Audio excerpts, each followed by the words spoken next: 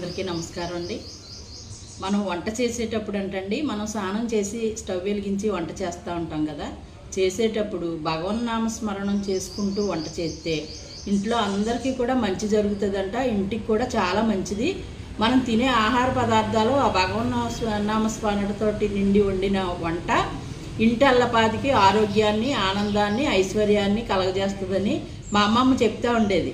ఎప్పుడూ కూడా ఉట్టినే ఏదో వండేస్తా ఆళ్ళని కేకలు వేస్తా పనివాళ్ళ మీద లేకపోతే ఇంట్లో వాళ్ళ మీద వాళ్ళ మీద వీళ్ళ మీద కేకలు వేసుకుంటా పని చేసుకోవటం కాదమ్మా. భగవంతుడిని మనసులో నింపుకుని చేసుకోవాలి. అలా చేసుకున్నది ఆ ఇల్లు అంతా కూడా సంతోషంగా ఉంటుంది. ఇది ఇప్పుడంటే పిల్లలు తక్కువ ఉన్నారు, 10 మంది 5 మంది పిల్లలు ఉన్న తల్లులు ఉండేవారు. అప్పుడు అలా చేసేవారు కనుక అందరూ ఆరోగ్యంగా ఉండేవారు, అందరూ బాగుండేవారు. పిల్లలకు కూడా అలవాట్లు వస్తాయి కదా. అటువంటిది చేసుకోవటం చాలా మంచిది. భగవంతుడిని ఎప్పుడూ విస్మరించకూడదు. వంట దగ్గర నుంచి మొదలు పెట్టుకోవాలి.